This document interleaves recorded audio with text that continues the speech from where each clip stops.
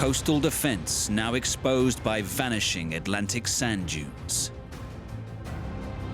It might seem like the Americans were being paranoid. I mean, who's going to attack the U.S. on the Delaware coast, the Jersey Shore? But in fact, America was attacked. The stranded remains of a town that once appeared to have it all. They must have felt like they had found a Garden of Eden, an oasis in this dry zone. But someone with more authority wanted it for themselves. Ruins on a tranquil Japanese bay with a deadly technology at their heart. Were they doing something secret? Were they doing something dangerous? There are stories here in these buildings.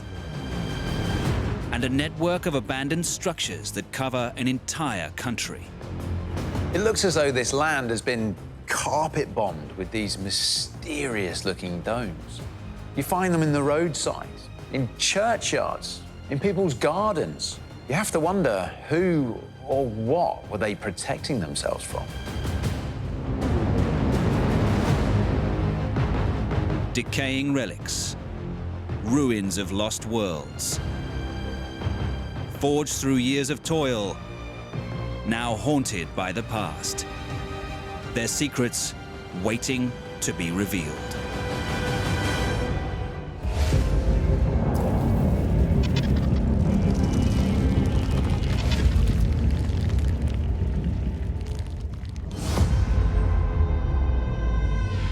Albania, a country on the fringe of modern-day Europe, a land covered in peculiar mushroom-shaped structures.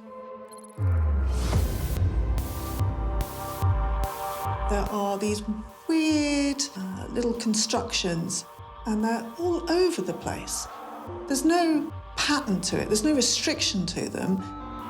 It is a bizarre situation where you have every village and every field almost is covered with these things. They're carved into mountainsides and spread along the coast, looking out to sea. They're everywhere. Everywhere. These tiny structures appear to be fortified. The sheer volume and positioning of them tells you that a huge force or population was expected to mobilize and defend this land. Every now and again, you come across a bigger structure, one with more rooms, more defensive capability. Somehow, there must be a system, there must be a way that everything is linked. Albania is riddled with these places. But a post-apocalyptic landscape at the heart of this nation suggests the worst-case scenario may have come to pass. A vast complex covering an area that goes as far as the eyes can see. All that remains is just a ghost town. This place wouldn't look out of sorts in the dystopian world of Mad Max or Blade Runner. So what happened behind the heavy iron curtain that once shrouded Albania? Elton Corshi, a local historian and tour guide, grew up here. These structures made unusual playgrounds. You could find them everywhere. It was great to play outside, actually. But there was a serious side to them. This is what we call mushroom bunkers. Hundreds of thousands of these were built all around the country, mainly focusing on the coastal areas, since D-Day style of attack was expected to come this way. Throughout the 1970s, the Albanian population was ready to mobilize at a moment's notice and use the mushroom bunkers to defend the nation against the most terrifying attacks. There was this constant, genuine fear of the attack, and I do remember the trainings that they used to give us. The adults throwing chlorium all around the neighborhood, people closing off the lights in the home, and families being forced into some sort of military action and finding shelter in the neighborhood's bunker where we were supposed to survive in the case of an eventual bacteriological attack. The Albanian fear of invasion dates back to the end of the Second World War. In 1945, much of Europe lay in ashes, torn apart by 6 years of total war. Albania had suffered occupation by both fascist Italy and Nazi Germany. In many ways, the crushing defeats and humiliation in World War II profoundly influenced the direction the country would take in the post-war era. Out of the fight for independence, one man emerged as the country's dictator, Enver Hoxha. Despite being supported by British and American intelligence services during the war, Hoxha was a staunch communist and quickly aligned himself with the Soviet Union. Hoxha idealized Joseph Stalin. In fact, the Albanian communists, they were the only communist groups that openly supported Stalin. After his fall from grace,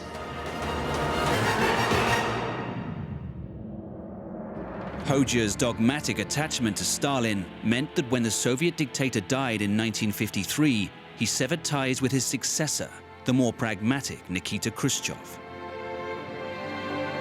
Khrushchev wanted to lighten the heavy effects of the Stalin reign, and Hoxha of Albania thought that this was betraying the true communist ideal. Hoxha could now add the USSR to his long list of enemies. In his increasing isolation, Hoxha's fear of invasion mounted, and his paranoia pushed him to initiate his bunkerization program.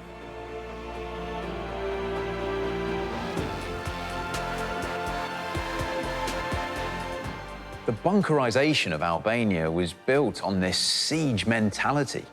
The idea that enemies are everywhere, ready to strike at any time. There could be as many as 700,000 bunkers in Albania, one for every 4 people. And they weren't all mushrooms. Hoxha reserved the biggest for himself, and it's found beneath the capital, Tirana. Now we're in a completely different kind of bunker.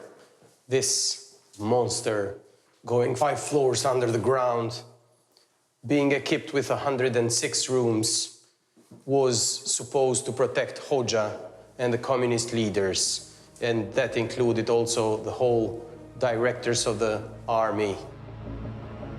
They needed to be secured here against any nuclear, chemical, or bacteriological attack. It was a monumental undertaking, and the tiny Albanian nation wasn't able to complete Hoxha's maniacal bunkerization program alone. Every now and again, on some of the instruments deep in these bunkers, you catch a glimpse of a clue that tells you who was behind all this. Hoxha had got into bed with a dangerous ally. Hoxha was a true ideologue and a true believer, and so he turned to a purer form of communism, which they saw in Mao's China. Relations with other Eastern Bloc nations were increasingly strained, and Hoxha's alliance with China was not well received. During the 1970s, Albania stepped up bunker production to stave off the perceived threat of invasion.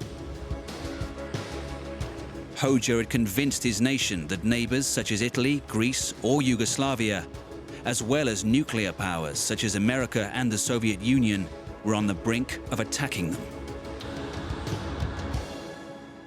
Their only ally, China, poured industrial resources into the small country. At its core was this: the metallurgical factory complex at Elbasan.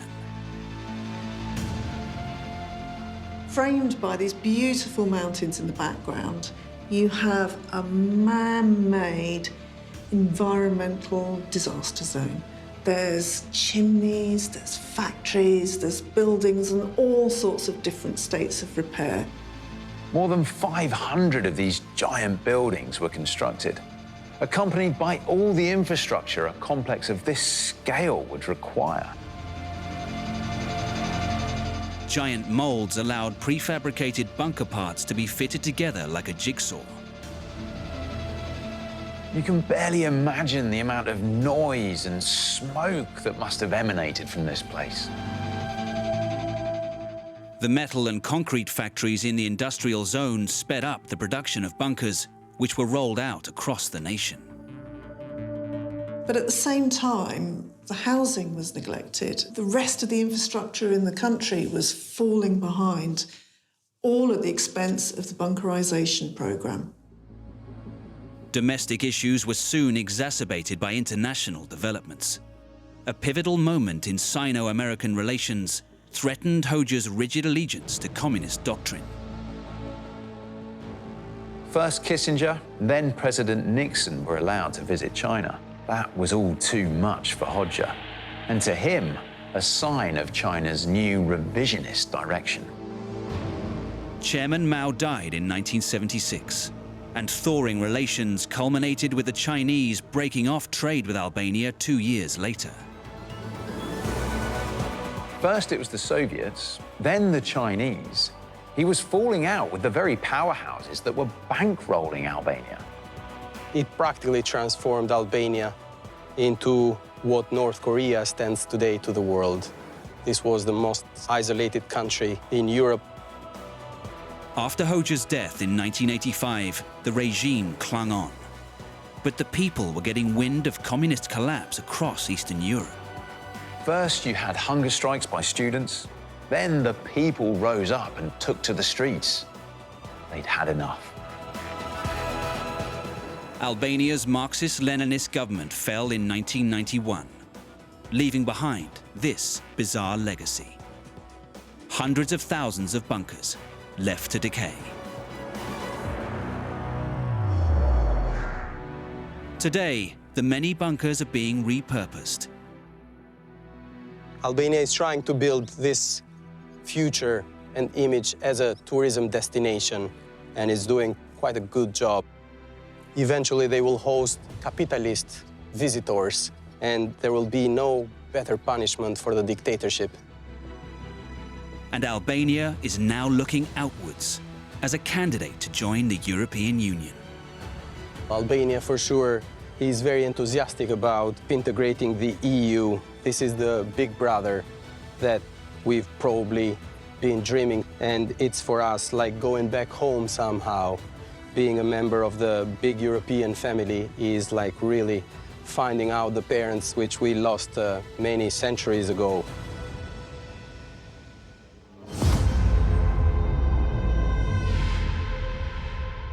On America's eastern seaboard, in Delaware, the drifting sand dunes reveal a collection of threatening structures.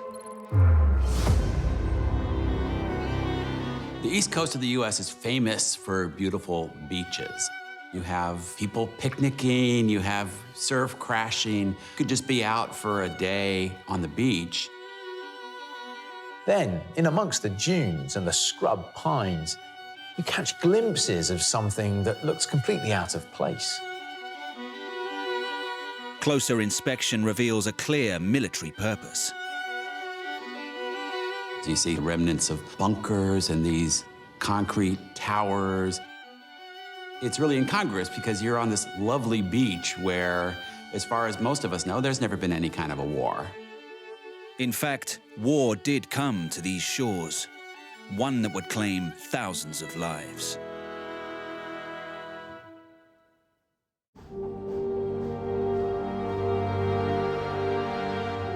On the eastern shores of the United States in Delaware, there are distinct signs that heavy artillery was once deployed here. This long, dark corridor cuts through the center of this huge bunker, and old rusty chains hang from rails. This was clearly used for hoisting something of significant weight. Outside, abandoned weaponry still lurks behind the dunes. Like everything else at this site, these guns face out to sea. But who were they afraid of? Who were they expecting to invade the eastern seaboard? It might seem like the Americans were being paranoid. I mean, who's going to attack the U.S. on the Delaware coast, the Jersey Shore? In fact, an invasion did come. But would this facility be ready to meet the challenge? The desolate relics date back to the late 1930s. Few people know what went on here. For a long time, their use and function was kept completely confidential. Today, historians are keen to preserve these military monuments. And Dr. Gary Ray is leading the charge. When the military built this base, this place became super secret, so you weren't allowed on the beach. The military put the word out that nothing was to be talked about. So what you're looking at here is America's first homeland security. This is Fort Miles,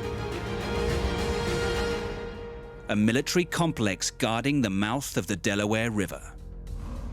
We don't usually think of the Delaware as one of America's major rivers for shipping, but it does lead to a very important harbor in Philadelphia. A naval shipyard, as well as arsenals and refineries preparing high-octane fuel for combat aircraft, were all located upriver.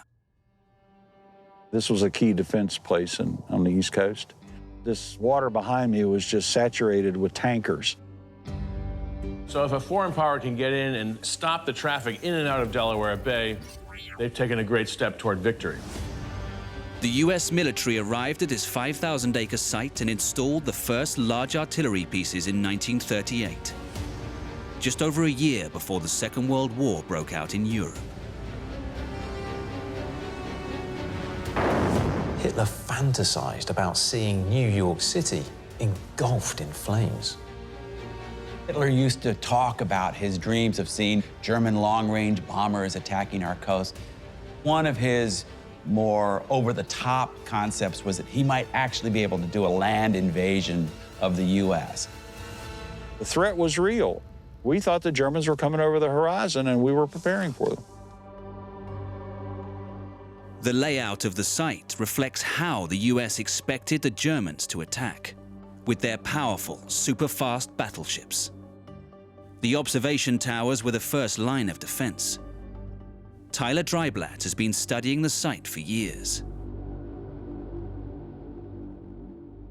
So this tower was here to spot for the big German battleships like the Bismarck and the Tirpitz. That's what we were worried about here at Fort Miles. When construction began on these towers, the US had yet to enter the war. But they were sending cargo ships down the Delaware River and out across the Atlantic to support their ally, Great Britain. After the fall of France in May-June 1940, Great Britain stood alone against Nazi Germany. The Battle of the Atlantic was an attempt by the Americans to supply Great Britain despite the presence of the German fleet. This was a tonnage war, and if Hitler could cut Britain off from her supplies, then victory would be within his grasp. Heavy artillery that could fire miles out to sea protected the bay and the flow of traffic heading to Britain. By late 42, early 43, the fort was ready to rock and roll. Made of 100,000 tons of concrete, Battery 519 hides the jewel in the crown of this defense system. This corridor cuts through the center of this huge bunker. Old rusty chains hang from rails. This rail leads you to this monstrous gun. When you see this, the towers start to make sense. These lookout towers were intended to help the artillerymen find their targets better. They would take a shot, see where it landed, then the guys in the tower would say, 2 degrees right, 2 degrees left. So this tower was one of 15 up and down the coast, all working together to target those enemy battleships. The fort's smaller guns also required bomb-proof housing. This mighty structure is Battery Herring. Herring was part of one of 4 batteries, and you can still see the turntables where the 6-inch guns would have sat. You could fire a 6-inch gun, it fired a 100-pound shell. armor-piercing shell about once every 15 seconds. And so a blizzard of shells would start coming in on an enemy ship. And with more artillery and fortifications installed 12 miles away on the other side of the Delaware Bay, Fort Miles was complete. Now the Americans believed they were ready to take whatever the Germans could throw at them. A lot of military experts had their minds in their mentality that wars are fought between giant battleships bombarding things on land, giant forts on land bombarding the battleships. Those ships are going to appear over the horizon to attack the east coast of the United States. So this fort was built to defend against them. The Germans, unfortunately, outfoxed us. The problem was Germany didn't arrive with battleships. The Germans arrived with something far more deadly that would soon claim thousands of American lives. Just when this defensive system was completed, it suddenly became obsolete. December 1941. Hitler declared war on the US and dispatched 5 state-of-the-art long-range U-boats to attack America's Atlantic coast. The stealth of Hitler's submarines had already caused devastation in European waters. The Americans don't really have good sort of submarine sense. They're still thinking in terms of big fleet actions in the open sea, and they don't realize that these German submarine wolf packs are creeping right up to the American shore. The lookout towers, designed to help aim the big guns, turned out to be basically useless against submarines. The result was carnage.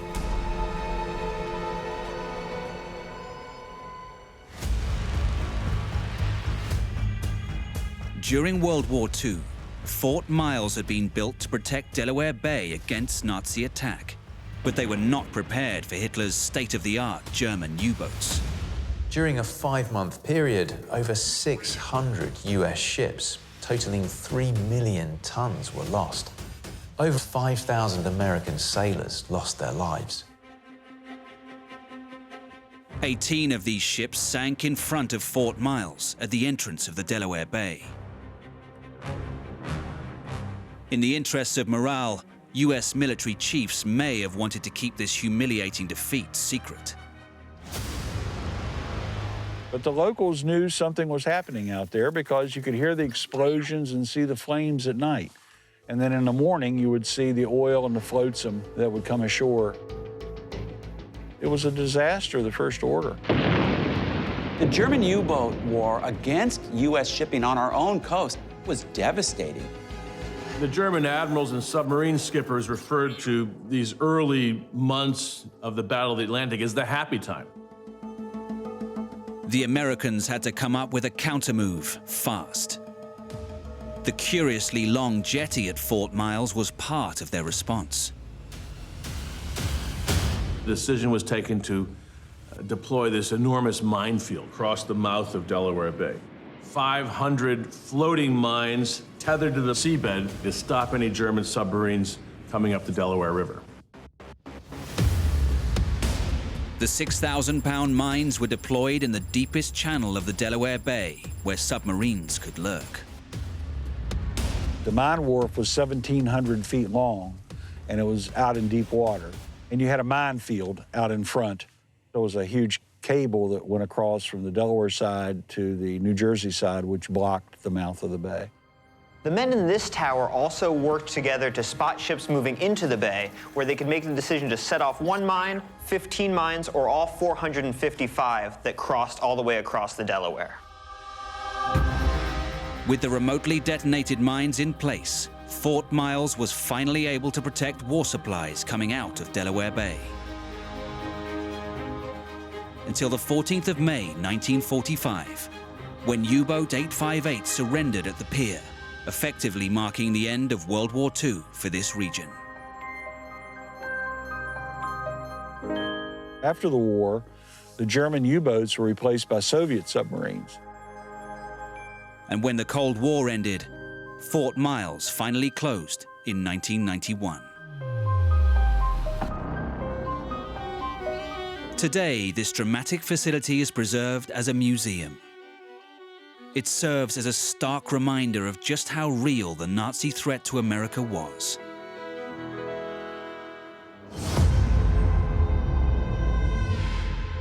In northeastern Spain, in the ancient province of Aragon, a cluster of buildings have been left high and dry.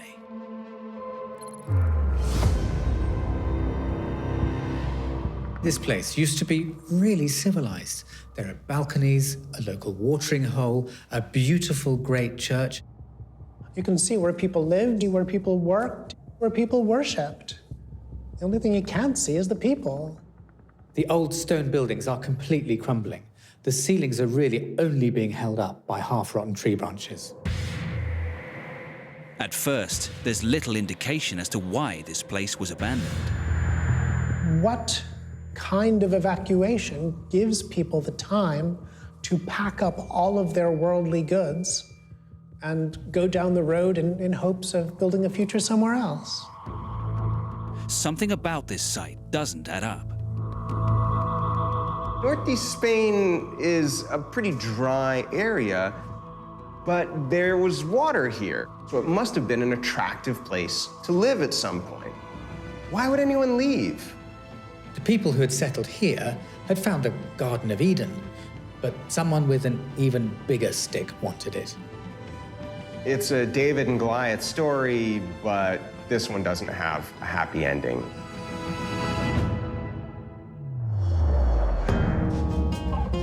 This is the ancient village of Esco. For hundreds of years, it was a stopping point along the 1,000-mile pilgrimage route, the Camino de Santiago. Thousands, millions of Christians would make the pilgrimage along this route, on foot. This place, Esco village, was a very welcome rest stop on that pilgrimage. Esco lies in a rugged, mountainous region. Thanks to the pilgrims and the fruits of the land, it thrived well into the 20th century. Jose Luis Clemente remembers that time well. This was his childhood home. This is where I was born. I was happy here. I lived here for 10 years. I remember it all very fondly. Years ago, these ruins we see now, they had a life of their own. There was a very strong community here. At the beginning of the last century, there were as many as 260 villages here. Land suitable for growing crops is scarce here, limited to the narrow valley floor. But the relics of irrigation channels, terraces and orchards show the Esco farmers made the most of what they had. Farming was clearly at the center of village life. People lived off the land. In these groves, they grew vegetables, fruit, all sorts of things. The village of Esco blossomed by virtue of its geography. This is a very dry part of Spain, but this particular region is well watered by runoff from the Pyrenees Mountains. So for hundreds of thousands of years, this valley is nicely wetted by its favorable geology. There was a water channel that brought water from the Esco River and that irrigated all the orchards. But when Jose was just 10 years old, something happened to change this ancient way of farming. The very water that was the font of life for this village would ultimately strike its death knell. The mid-20th century was the height of the fascist dictator General Franco's reign. He led Spain's drive to modernize. In the 1950s, Spain was beginning to rebuild itself after a series of crises: the Civil War, the Second World War, and the decision was made to modernize this part of Spain. Spanish industry starts to develop, and there is more and more need for water, for farming, for drinking water in cities, for powering industry, and that water's got to come from somewhere. And you can't wait for the rains to come to run a modern industrial economy. Esco sits in the Jeser Valley, an oasis in a notoriously dry region. Here, snow melt and summer rains coursed downstream. It was a prime target for one of General Franco's ambitious water infrastructure schemes. The decision was made to put a reservoir in the valley, which they did by damming the river that runs right through here. In 1960, General Franco opened his prized Jeser Dam. Towering almost 250 feet high, it created one of the largest reservoirs in the Pyrenees and flooded 2,500 hectares of land, including the precious fertile pastures of Esco. But General Franco's iron grip on the people of Spain meant speaking out was unthinkable. There were no protests or anything because they were a political crime and simply not permitted. Here, the people were very straightforward, not cunning enough, and they did what they were told. Esco itself wasn't flooded, so at first, Jose's family and the other villagers thought they could survive. So the water starts to rise, their farmable land starts to shrink. Their breadbasket was becoming a bucket. They tried to sustain themselves on the land they had left, but it simply wasn't enough to feed everyone. Bit by bit, the villagers saw that their livelihoods were going under the surface of that lake. The reservoir flooded all the richest lands. It wasn't enough for all the families to live on, so every one of them chose to leave and live somewhere else. Water for these farmers was the stuff of life, and it was water that snuffed it out. Today, Jose heads up the Esco Residents Association, which campaigns to get their land back. But their ultimate goal is to return home one day. It takes one drop to start a waterfall. So, if I put down a stone, build a house, others will start to follow and build more houses, and the village will come back to life. Spain has been a democracy a few years now, so now it might be possible for people to return and make new lives in their old village.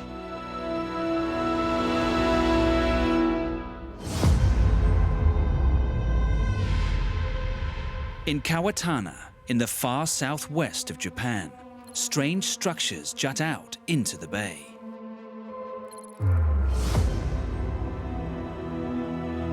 When you see this area, it looks very peaceful. Wooded hills, lovely bays. It looks like maybe someplace you'd go on a yoga retreat. But as tranquil as this place might first appear, in truth, it conceals a violent past. As you head up one of the hills, you can see up to the peak, get the most amazing views out across the water. And that, I think, is the clue to what this place was for.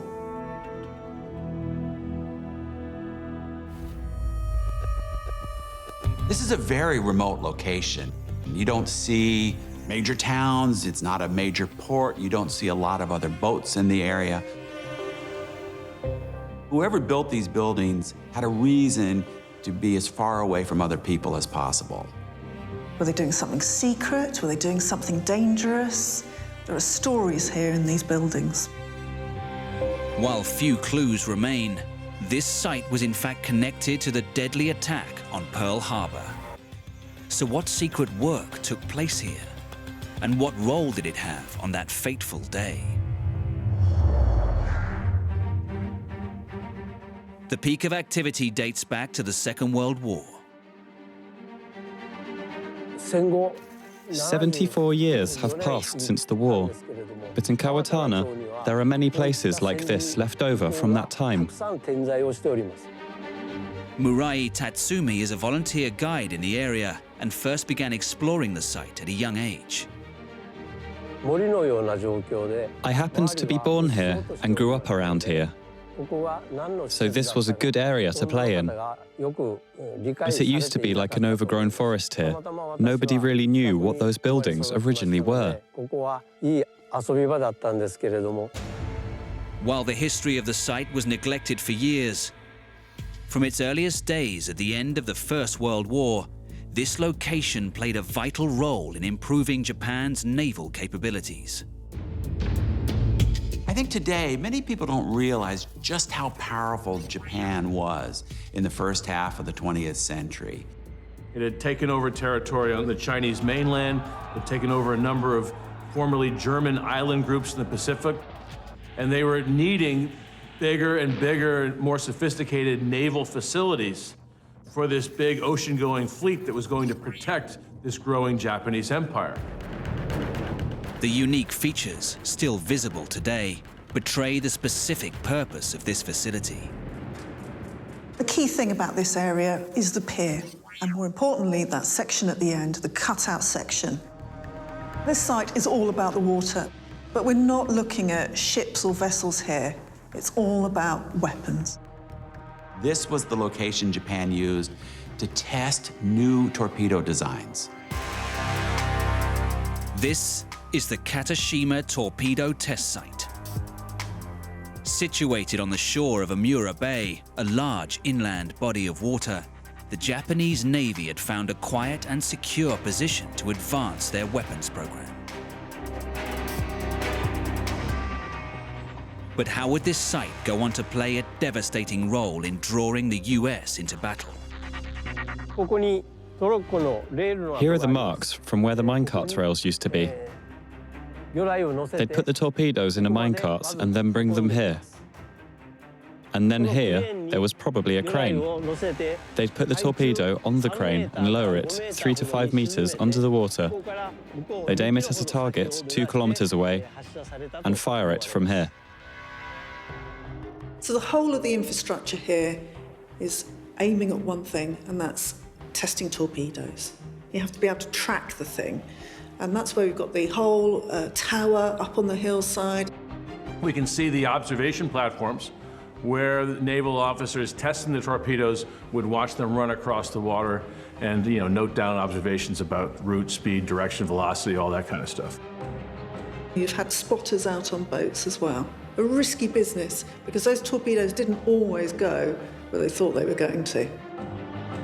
Testing a facility like this, they were doing a dry run with all of their various torpedo technologies, testing the various fuses, testing how it would run at certain depths, testing of whether it would explode on impact or if the fuse would explode near the hull of the enemy ship.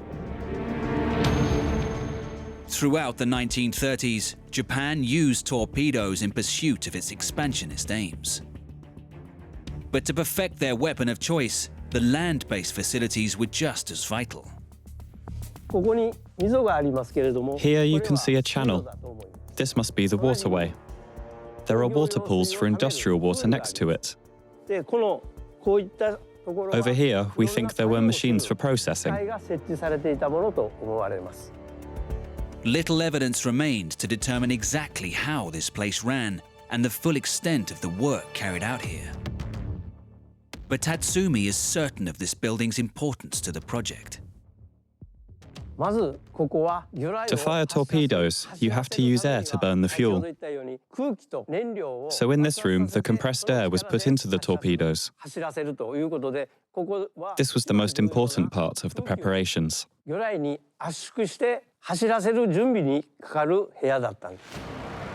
After years spent perfecting their weapon, on the horizon was Japan's greatest challenge yet, an attack on the US Navy. To help prepare them, a specific model of torpedo was tested numerous times here, the Type 91. This was a torpedo designed to be dropped from airplanes. They specifically modified it to work in shallow water because they had a target in mind. They wanted to use it for the big attack they were planning on Pearl Harbor in Hawaii.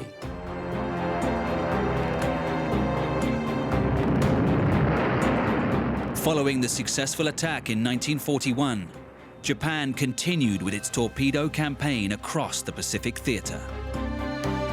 Japan's focus on developing torpedo technology was very smart because at this time, many naval experts were still thinking about battleships as the primary weapon of war. And battleships, in fact, were almost obsolete by then. Their strategy was to kind of draw the Americans across the broad Pacific and whittle down the strength of the American fleet by taking out their big battleships and aircraft carriers with torpedoes. The vast majority of ships sunk in the Pacific during the war were sunk by torpedoes, whether fired from other ships, from submarines, or dropped from airplanes. With a renewed interest in this weapon, the site here began to expand as investment flowed in. Reclaiming land from the water to turn the island into a peninsula and expanding the facilities upwards and outwards. Marooned in the water lies the remains of what was intended to be the next step. Torpedoes were believed to be the best weapon in the world at the time. Japan wasn't thinking about losing the war at all, so they need to mass produce. And they built a factory here, which was the largest one in the country. The pace of engineering advancing during the Second World War was phenomenal. And this extra building was for targeting torpedoes. It was for research into cutting-edge sonar technology. This building is called Investigating Receipt Test Site. It was a testing facility for sonar to help accurately determine the enemy warship's location and distance.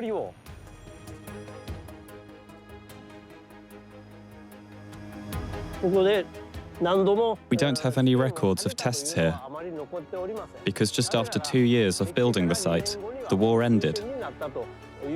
So we think this was all for nothing.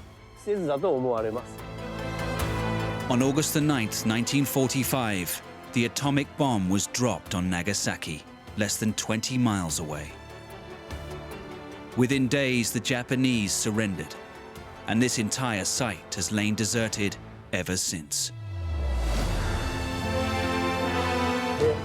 Now we put emphasis on the war as something we shouldn't repeat again. And to keep the peace, we want people to come and see this place and think about it carefully.